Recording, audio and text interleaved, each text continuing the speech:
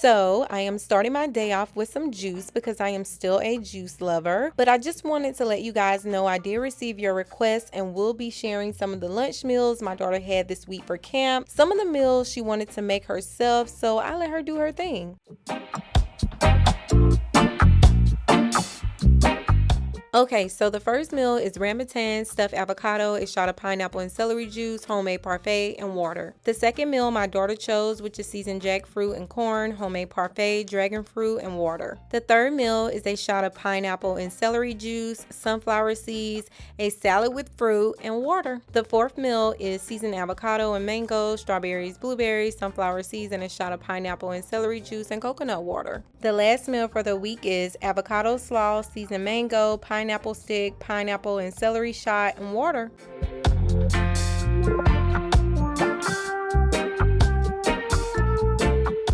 This morning I had to take Arby to her dentist appointment, and I have to say this waiting room is amazing. They have a movie theater, game room, coffee and tea bar, and slides and tunnels all throughout this building. Very much kid friendly. I'm making some cashew milk for my chocolate mango and banana pudding. I wanted to top that with some nice cream, so I decided to blend some bananas and strawberries to top it off.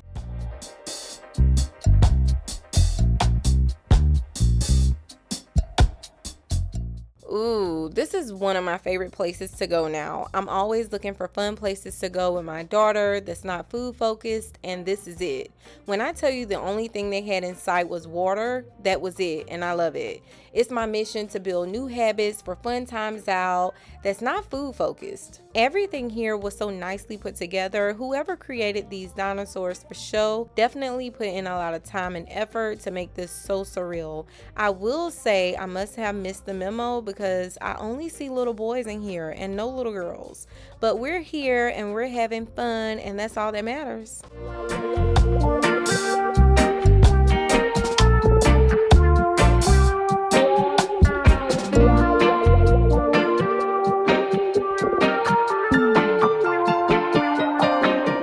I decided to link up with one of my friends after the show and ended up at Taco Mac. Of course, I got a salad per usual, but this is an example of the need to find things to do that are not food focused.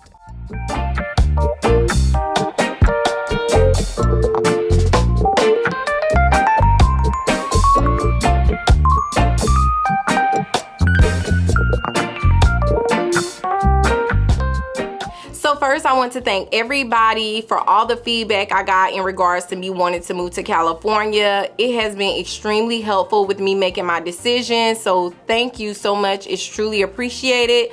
But I want to talk about some of the questions that I got last year because I realized I'm getting these questions more frequently, and it's really about my daughter's lifestyle. Now, although I did discuss a lot of these things in older videos, I know a lot of you guys are new to my channel and you want a little bit more insight on my lifestyle, on my daughter's lifestyle, and I want to give you that.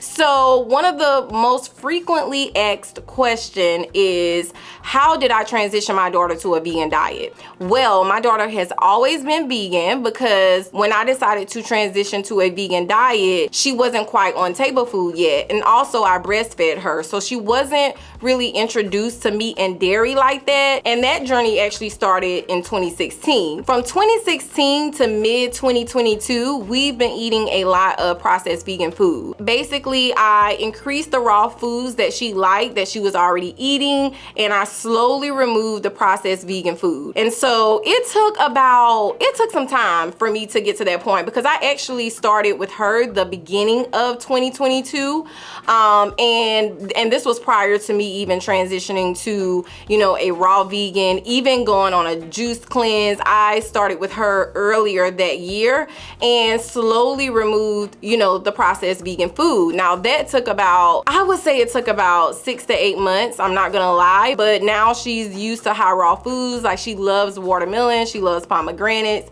you know, she loves salads to a certain extent. It was a lot of fruit that she loved, so I increased the fruit in her diet, a lot of apples, oranges, honeydew melon, cantaloupe, and I would also, you know, keep little snacks here and there and try to make them a little bit more healthier, you know, focusing on the ingredients, making sure it was no more than like 4 ingredients. And then I started making raw vegan desserts, as you guys can see in some of my videos, and that worked wonders. Like, she loves my raw vegan brownies. She loves my chocolate covered strawberries, my chocolate covered pecans. Like, she loved those things. And so I make sure that it's something that she enjoys, because one thing I would never do as a parent is force a lifestyle on her that she does not enjoy. Now, for other parents, it may be a little bit more difficult for you, because I know the hardest part is like removing the meat and the dairy. So I will say that it was a little bit more easier for me to transition my daughter from a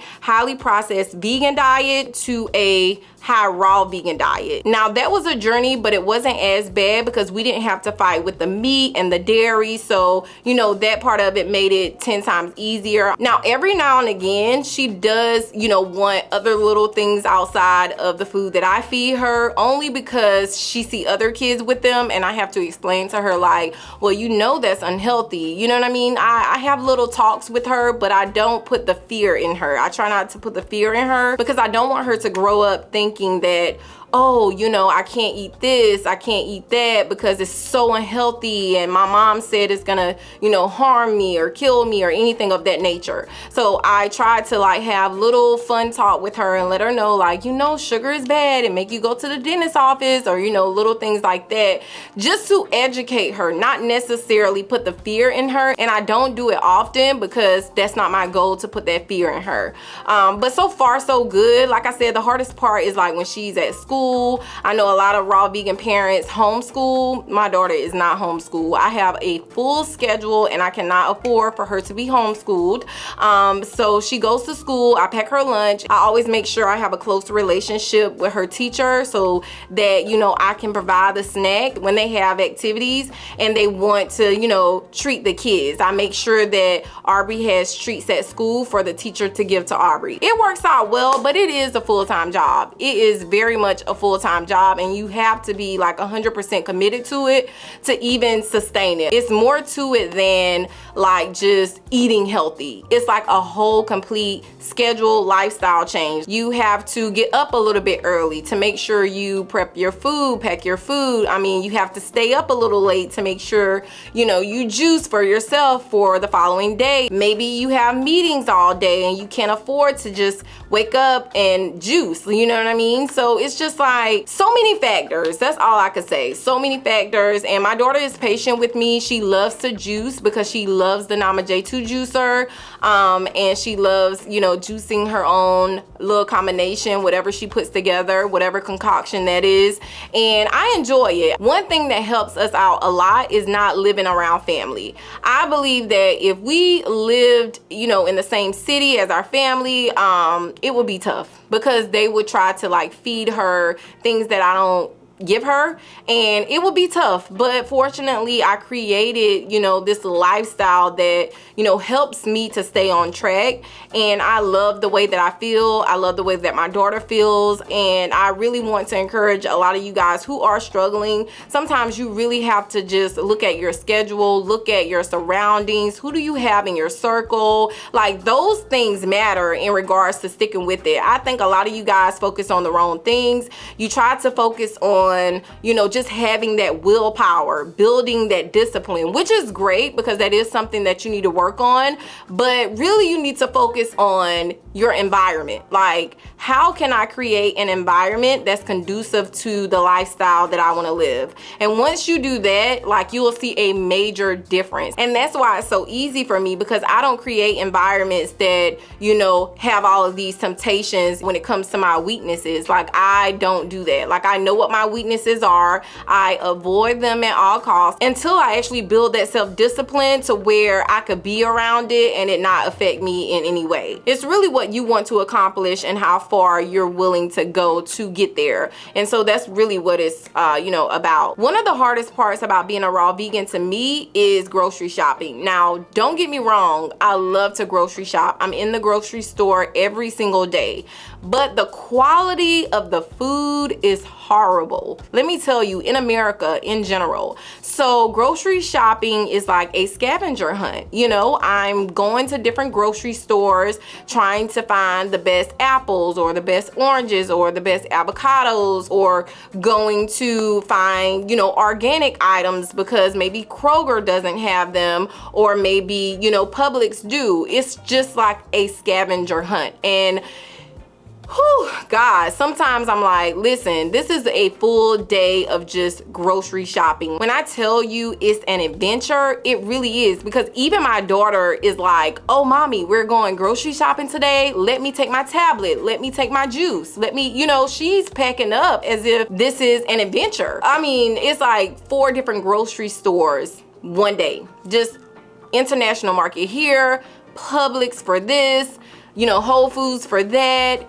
Kroger for this, you know, Aldi for that, just to get quality produce. I don't think people talk about that enough. And we're not even gonna touch on the fact that everything is seedless nowadays. When I was growing up, I remember always eating watermelon with seeds in it. Like, this is something so new to me as an adult, to see all of these watermelons with no seeds. That was not, I don't ever recall a watermelon that was seedless when I was growing up. Like, I don't know about you guys, but in South Carolina, I don't recall that. And if you're from South Carolina, please let me know where you grew up on seedless watermelon, because it was not a thing when I was growing up. That's probably one of the most frustrating things for me. You would think it would be cost, but it's really about the quality for me. The quality of the food sucks, and it does not match the cost. It doesn't bother me to spend money on quality food. It's just that the quality is not there.